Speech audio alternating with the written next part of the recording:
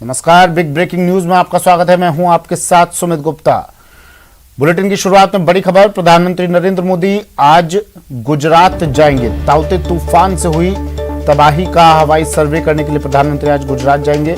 ताउते से प्रभावित इलाकों का दौरा करेंगे। पीएम गुजरात और दीव का दौरा करेंगे। अहमदाबाद में समीक्षा बैठक भी प्रधानमंत्री नरेंद्र मोदी करेंगे। स्थिति और नुकसान की समीक्षा करेंगे।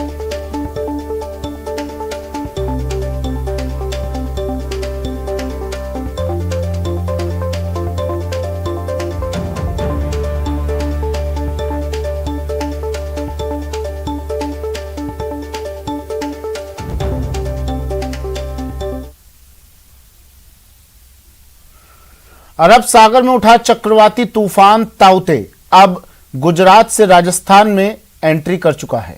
प्रदेश में भले ही इसकी रफ्तार अभी धीमी पड़ने लगी है, लेकिन यह मंगलवार देर रात को कई जिलों में भारी तबाही लेकर आया और कई जिलों में मूसलाधार बारिश हुई। कई इलाकों और गलियों में पानी भर गया। चक्रवात के चलते राज्य के कई जिलों में तेज हवाओं के बाद भारी बारिश हुई। कई जगहों पर पेड़ उखड़ गए और मकान गिर गए। टीवी स्क्रीन पर ताउते तूफान के तांडव की 6 तस्वीरें 4 जिलों की। ये तस्वीरें कई जिलों में प्रशासन ने बिजली गुल होने की आशंका को देखते हुए अस्पतालों में जनरेटर और ऑक्सीजन का बैकअप भी तैयार कर लिया है। उदयपुर, भरतपुर, डूंगरपुर, दौसा, अजमेर और बांरा की ये तस्वीरें। उखड़े पेड़, गिरे मकान, ताउते का तांडव।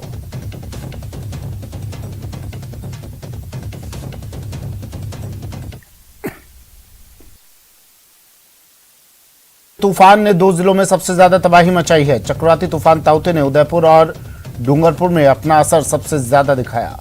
तूफान के कारण गलियां नदियां बन गई, सब कुछ बहता चला गया। कई घरों की छत उड़ गई तो कहीं इमारतें गिर गई। हालांकि अभी भी तूफान का असर खत्म नहीं माना जा रहा है।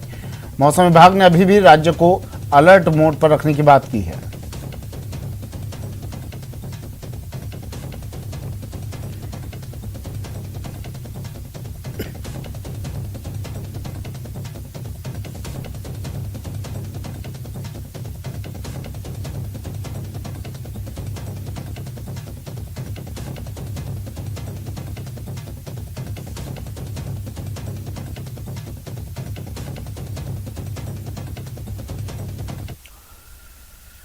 चक्रवाती तूफान ताउते के कारण डूंगरपुर जिले में रात भर तूफानी हवाओं के साथ मूसलाधार बारिश हुई, जिससे पुराने शहर की सड़कें दरिया बन गई। वहीं तेज अंधड़ के कारण रात से ही बिजली गुल हो गई, जो 12 घंटे के बाद भी बहाल नहीं हो पाई है, जिससे डूंगरपुर शहर सहित कई गांव रात भर अंधेरे में रहे। ताउते ने मंगलवार शाम को गुजरात से राजस्थान में एंट्री मारी और फिर तेज हवाओं के साथ बारिश का दौर शुरू हुआ। लेकिन तूफान का असली रौद्र रूप रात 9 बजे बाद शुरू हुआ। तूफानी हवाएं, बादलों की गर्जना के साथ ही मूसलाधार बारिश शुरू हो गई। रात भर अंधड़ के साथ बारिश का दौर सुबह तक चलता रहा। कई दुपहिया वाहन पानी में बहते नजर आए।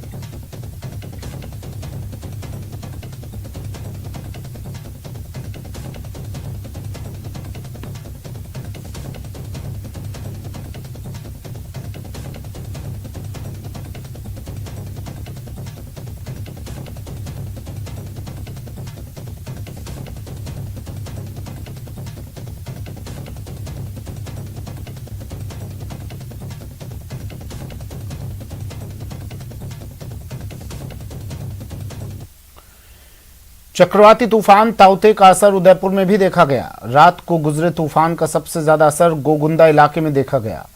यहां 70 मिलीमीटर बारिश दर्ज की गई, जबकि शहरी क्षेत्र में 55 मिलीमीटर बारिश हुई। भारी बारिश से सिसारमा नदी में भी उफान देखा गया, जिसके बाद उदयपुर जिला प्रशासन ने स्वरूप सागर झील के गेट खोलकर पानी की निकासी शुरू कर दी, जिसकी वजह से पहली बार मई में आयड़ नदी में पानी की ज्यादा आवक देखी गई।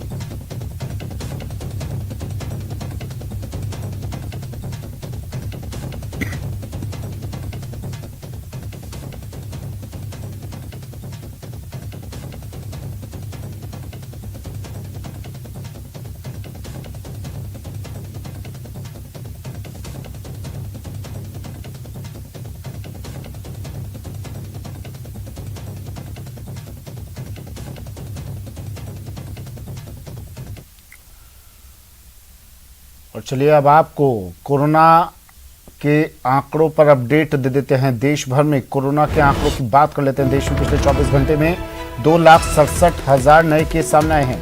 देश में कोरोना से मौत के सारे रिकॉर्ड टूट गए हैं।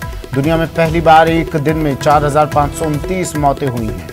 पिछले 24 घंटे में 4,529 संक्रमितों की मौत। इससे पहले दुनिया में कोरोना से सबसे ज्यादा 4,468 मरीजों की मौत हो चुकी है। अमेरिका में 12 जनवरी को 24 घंटे में 3,89,851 लोग कोरोना से ठीक हुए। बता दें कि देश में कुल कोरोना केस 2,54,96,330 है। कुल डिस्चार्ज 2,19,86,363। कुल एक्टिव केस 32,26,719 और कुल मौतों का आंकड़ा 2,83,248।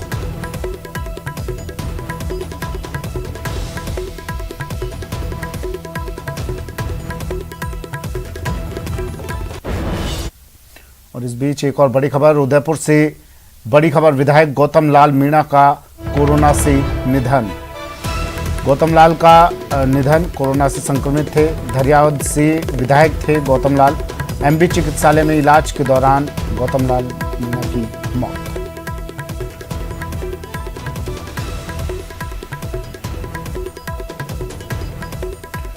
मुख्यमंत्री अशोक गहलोत ने बीजेपी विधायक गौतम लाल मीणा के निधन पर शोक जताया। बीजेपी विधायक के निधन पर शोक जताते हुए उन्होंने ट्वीट किया, लिखा, श्री गौतम लाल मीणा के कोरोना संक्रमण से असामयिक निधन की जानकारी बेहद दुखद है। ईश्वर से प्रार्थना है कि शोकाकुल परिजनों, स्वर्गीय श्री मीणा के समर्थकों और मित्रों को ये आघात सहने की शक्ति दे और दिवंगत आत्मा को शांति प्रदान करे।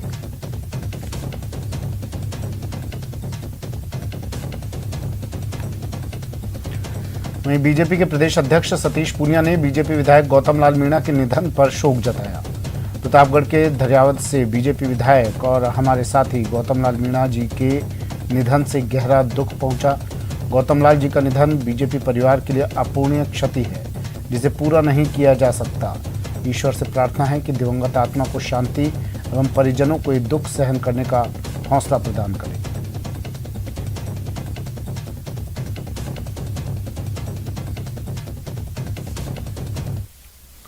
और अब मरुधरा में कोरोना पर अपडेट आपको दे देते हैं।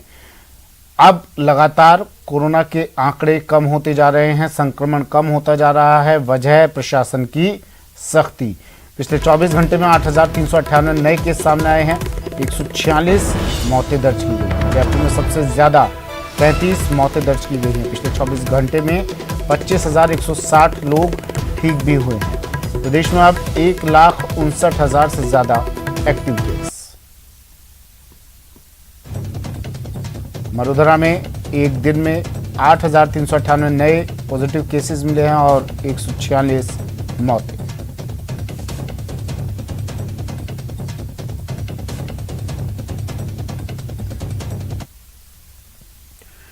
कोरोना के खिलाफ मुख्यमंत्री अशोक गहलोत ने ट्वीट कर एकजुटता का संदेश दिया और कहा कि अभी हम सभी का एक ही धर्म होना चाहिए, इंसानियत। साथ ही कहा कि हम सब मिलकर इस कोरोना महामारी को हराएंगे। इतनी बड़ी चुनौती है जिसका मुकाबला सब मिलकर ही कर सकते हैं। सब मिलकर ही कर सकते हैं, केंद्र हो या राज्य सरकार हो। अभी हमारे सामने, मैं बार बार कहता हूँ, राजस्थान के अंदर भी हमारे सामने इंसानियत होनी चाहिए सिर्फ, जो धर्म विजय निभा रही है। ना धर्म, ना जाति, ना वर्ग, ना विचारधारा। जो सामने आ जाए वो व्यक्ति है, इंसान है, उसकी हमें सेवा करनी है। उसको हम बचाएं कैसे, उसके लिए हम क्या क्या कर सकते हैं सरकारी स्तर पर, गैर सरकारी स्तर पर, वो धर्म कहता है। उस धर्म का निर्वहन करके ही हम चुनौती का मुकाबला और इस कोरोना जैसी महामारी जो घातक रूप में आई है, उसमें उस जंग को जीत सकते हैं। हम लोग जीत सकते हैं, जीतेंगे। थर्वे मारने की बातें होती है, उसको भी जीतेंगे। अब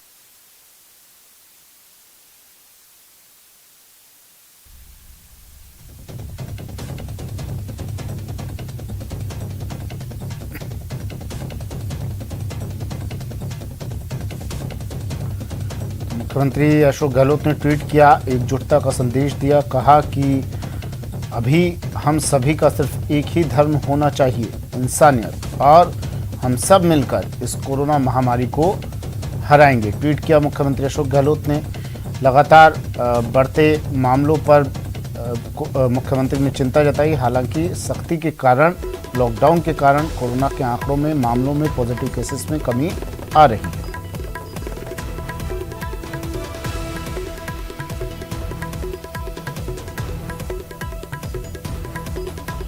चलिए, मेरे सहयोगी हमारे साथ जुड़ गए हैं। अपडेट आपको दे देते हैं, तस्वीरें दिखा देते हैं आपको, और किस तरह की तैयारियां हैं शासन प्रशासन की जानकारी ले लेते हैं। सौरभ गृहस्थी जयपुर से हमारे साथ जुड़े हैं और कोटा से शाकिर अली हमारे साथ जुड़े हैं। सौरभ, क्या कहता है प्रदेश भर का कोरोना मीटर? हालांकि अब खबर एक पॉजिटिव खबर इसे कहा जाए कि लोग अब पॉजिटिव से नेगेटिव हो रहे हैं, सख्ती सरकार की काम आ रही है। सौरभ,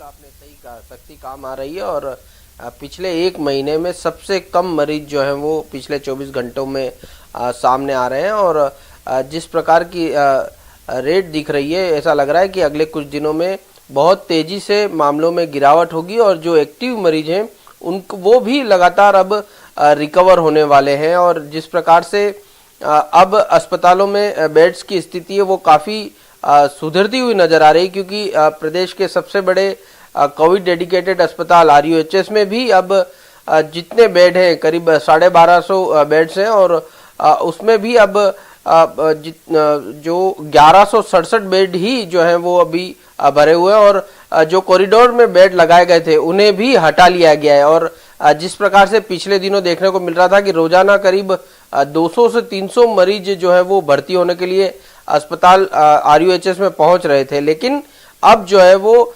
दिन के 80 और 90 केसेस ही अस्पताल में भर्ती होने के लिए पहुंच रहे हैं। यानी बहुत अच्छी स्थिति, जो शुरुआत में जन अनुशासन पखवाड़ा लागू किया गया था और उसके बाद लॉकडाउन लागू किया गया, तो उसका असर जो है वो अब राजस्थान में देखने को मिल रहा है और धीरे धीरे ये केसेस और जो है वो कम होते जा रहे हैं। ऐसे में जिस प्रकार से अब 24 मई तक जो लॉकडाउन है, ऐसे में अगर एक सप्ताह इसे और बढ़ाया जाता है, थोड़ी और सख्ती की जाती है, तो राजस्थान में बेहतर हालात जो है वो देखने को मिल सकते हैं। इसके साथ ही राज्य सरकार ने तमाम ग्रामीण इलाकों में रैपिड एंटीजन टेस्ट की जो शुरुआत कर दी है, तो वहां से भी अब अच्छी खबरें देखने को मिल सकती है, क्योंकि जितने टेस्ट होंगे उतने ज्यादा जो है वो लोगों का इलाज हो पाएगा और जिस प्रकार से केसेस बढ़ रहे थे उस पर जो है वो धीरे धीरे अब अंकुश होता हुआ नजर आएगा। जी सुमित।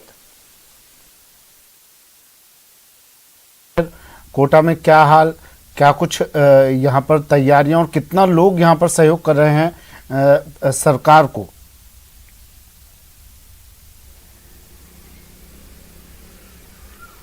जी देखिए, बिल्कुल कोटा में भी अब जो है थोड़ी सी राहत नज़र आ रही है। 24 घंटे की बात करें तो अब आंकड़ा जो है पॉजिटिव रोगियों का गिरकर 367 हो गया है। 367 जो है पॉजिटिव रोगी सामने आए हैं और रिकवरी रेट जो है वो 84% हो गई है। इसके साथ साथ जिस तरह से प्रयास किए जा रहे हैं, सरकार जिस तरह से प्रयास कर रही है, क्योंकि लॉकडाउन किया गया है उसके बाद से ही आंकड़ों में गिरावट दर्ज की गई है। ग्रामीण इलाकों से भी जो है राहत की खबरें अब आ रही है। ग्रामीण इलाकों में भी जो संक्रमण की चेन है वो कई इलाकों में जो है तोड़ने में कामयाबी मिलती नज़र आ रही है। ग्रामीण इलाकों में भी अब पॉजिटिव रोगियों की संख्या कम हो रही है।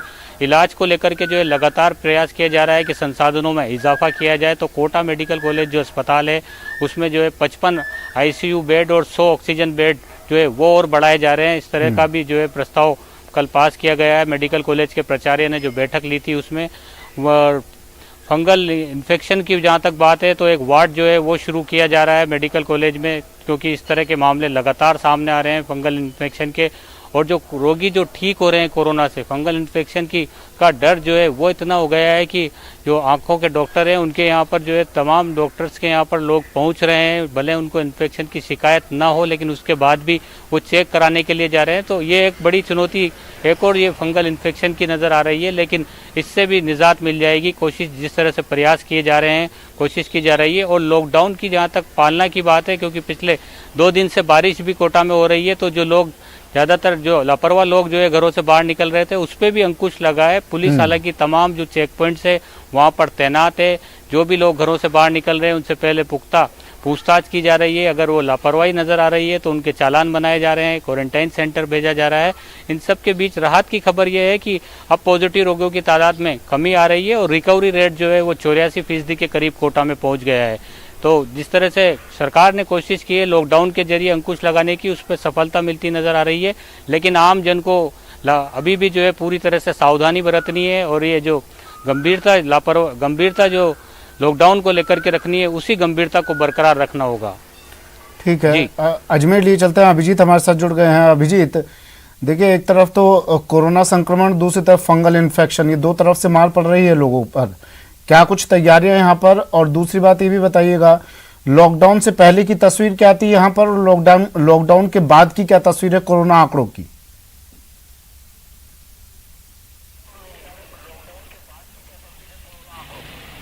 देखिए सुमित, पिछले 3 दिन की बात करेंगे तो राहत की खबर अजमेर के लिए है कि पिछले 3 दिन में जो कोरोना संक्रमितों का जो आंकड़ा है उसमें भारी गिरावट देखने को मिली है। और कल जो 230 पॉजिटिव केस आए थे नए, जो पिछले 1 महीने में सबसे न्यूनतम केस थे।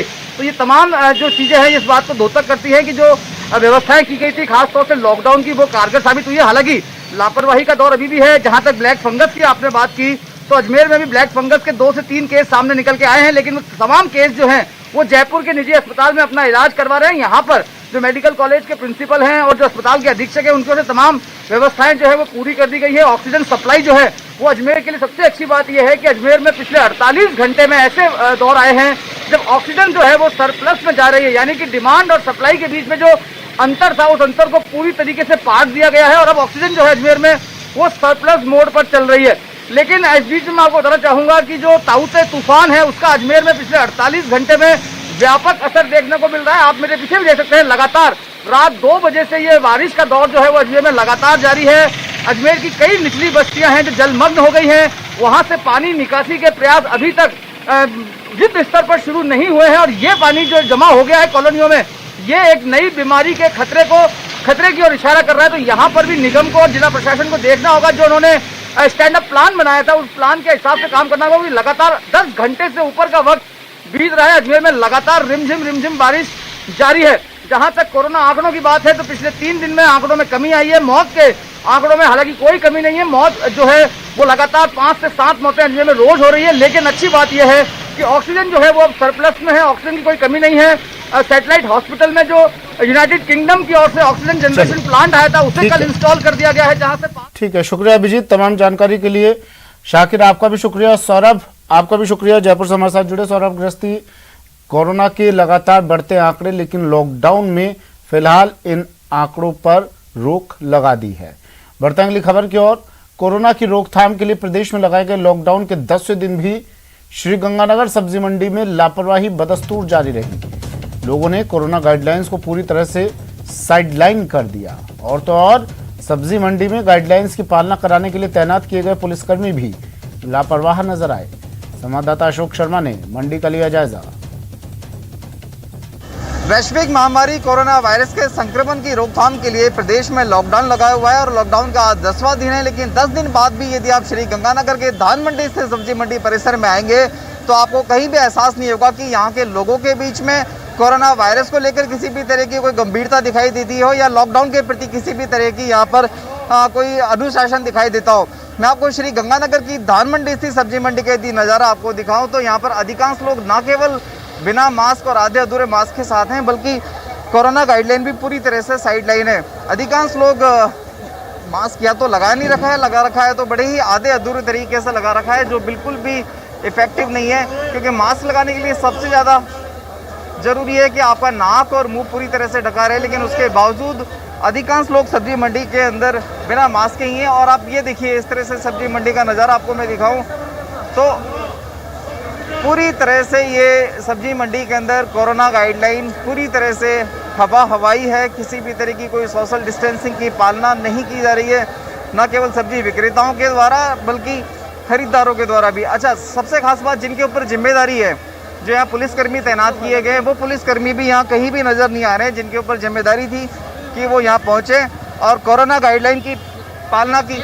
कोरोना गाइडलाइन की पालना की उम्मीद करें या लोगों को समझाएं करें, तो देखिए वो पुलिसकर्मी भी यहाँ कहीं नज़र भी नहीं आ रहे हैं। यदि आ रहे हैं तो आप उनको आप देख सकते हैं किस तरह से वो यहाँ बड़े ही आराम से खड़े हुए हैं, चूँकि इनके ऊपर जिम्मेदारी थी कि लोगों को थोड़ा सा समझाएं, कोरोना गाइडलाइन की पालना भी करवाएं। ये देखिए, ये अपने अपने मोबाइल में मस्त हैं, हम इन्हीं से जान लेते हैं। बस क्या लग रहा है, मंडी में कहीं कोरोना गाइडलाइन की पालना हो रही है?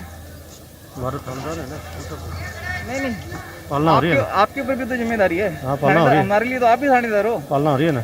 अच्छा, कहीं पे भी कोई पालना नहीं हो रही है? क्यों नहीं हो रही बता? ना पालना करवाने की कोई कहीं कोशिश की जा रही है? हम कर रहे हैं, देखो कहाँ कहीं भी पालना करवा रहे हैं हम। अच्छा, कैसा रिस्पॉन्ड मिल रहा है जब आप पालना करवाते हैं लोगों से? कैसा रिस्पॉन्ड मिल रहा है? बहुत अच्छा लग रहा है। हाँ जी, बहुत अच्छा लग रहा है। तो मंडी सेफ है? हाँ, पूरी तरह से 2 गज की दूरी है, अधिकांश लोगों ने मास्क लगा हमारी रखा है। तरफ से तो पूरी है, लेकिन पब्लिक अभी मानते नहीं है, मजदूर लोग है ज़्यादातर। नहीं, हमें तो आप भी नहीं दिखाई दिए, बड़े आराम से आप सभी लोग एक साथ खड़े हुए हैं। यदि आप लोग भी यदि प्रयास करें, लोगों को थोड़ा सा समझाएं, लोगों को थोड़ी सी बिल्कुल सख्ती बरतें, तो कहीं ना कहीं कोई गुंजाइश होगी। कर रहे हैं, सब कर रहे हैं, हम भी कर रहे हैं। देखिए, इनका मानना ये है कि ये पूरा प्रयास कर रहे हैं, लेकिन पब्लिक मानती नहीं है। हालांकि कैमरे में ये सब रिकॉर्ड है कि इनके कितने प्रयास थे, लेकिन उसके बावजूद भी आपको और हमें सभी को समझना होगा कि वैश्विक महामारी कोरोना वायरस की जो संक्रमकता है, ये किसी को नहीं बख्शेगी, ना आपको बख्शेगी, ना मेरे को बख्शेगी। इसलिए न्यूज़ 18 एक बार फिर से अपने सभी दर्शकों से अपील करता है कि वो किसी भी तरह की कोताही ना बरतें और कोरोना प्रोटोकॉल की ईमानदारी से पालना करें। अशोक शर्मा, न्यूज़ 18, श्री गंगानगर। और पोखरण से बड़ी खबर आ रही है। 2 ट्रकों के बीच भीषण भिड़ंत, दोनों ट्रकों में ड्राइवर फंस गए। बड़ी मशक्कत से इन्हें बाहर निकाला गया। 4 घंटे बाद इन्हें बाहर निकाला गया। पुलिस ग्रामीणों की मदद से इन्हें बाहर निकाला गया। मिनी ट्रक और डंपर में आमने सामने की भीषण भिड़ंत।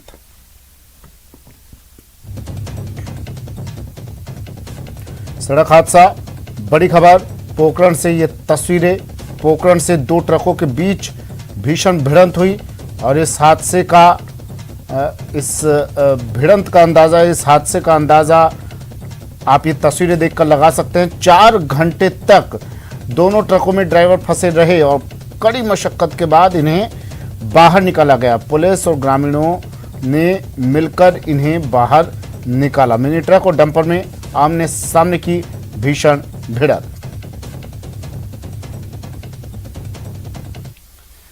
कोटा में कोरोना के बढ़ते संक्रमण को कम करने के उद्देश्य से शहर पुलिस द्वारा शुरू की गई ऑटो चालकों के लिए नई और रोटेशन प्रणाली से ही ऑटो चलाए जा रहे हैं। 5 दिन बाद प्रत्येक ऑटो चालक का फिर से नंबर आता है। ऑटो चालकों को यूनिफॉर्म में रहने के साथ ही ऑटो से जुड़े दस्तावेज साथ में रखने के निर्देश दिए हुए हैं। रोटेशन प्रणाली का उल्लंघन करने वाले ऑटो चालकों के खिलाफ पुलिस कार्रवाई कर ऑटो को जब्त कर रही है।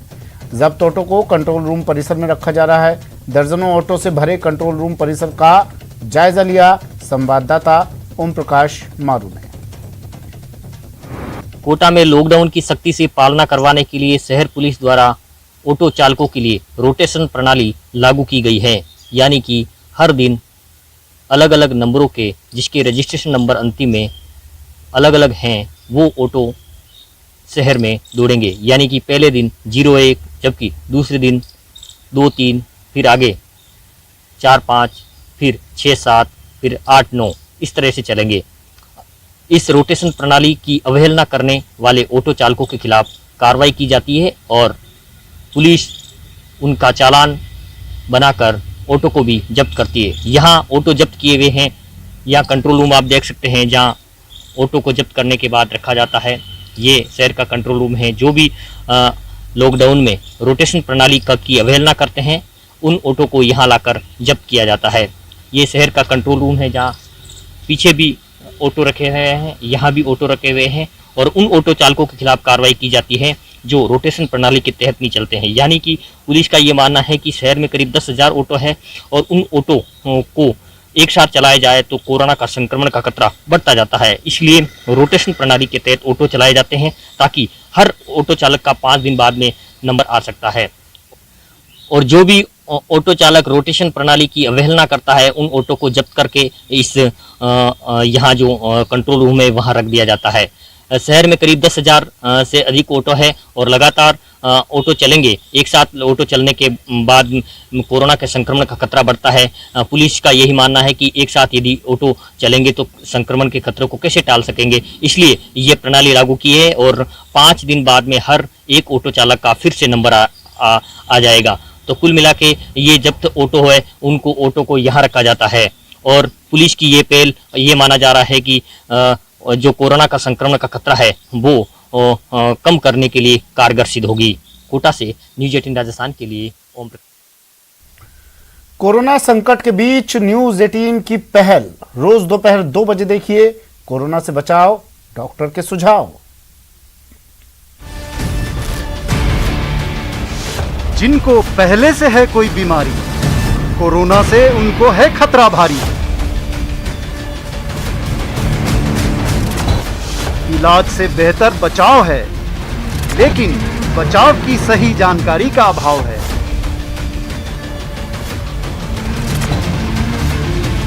जाने माने डॉक्टरों से लीजिए सही जानकारी हर दिन।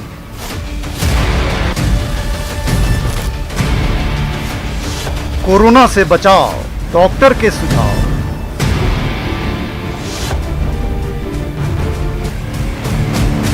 न्यूज़ 18 राजस्थान। नेटवर्क 18 यह सुनिश्चित करना चाहता है कि हर भारतीय को कोविड-19 टीकाकरण मिले। टीकाकरण जागरूकता बढ़ाने के लिए नेटवर्क 18 और फेडरल बैंक की पहल संजीवनी अ शॉट ऑफ लाइफ को सपोर्ट करें। Health expert Apollo 24/7। वक्त एक ब्रेक का, जल्द हाजिर हूं।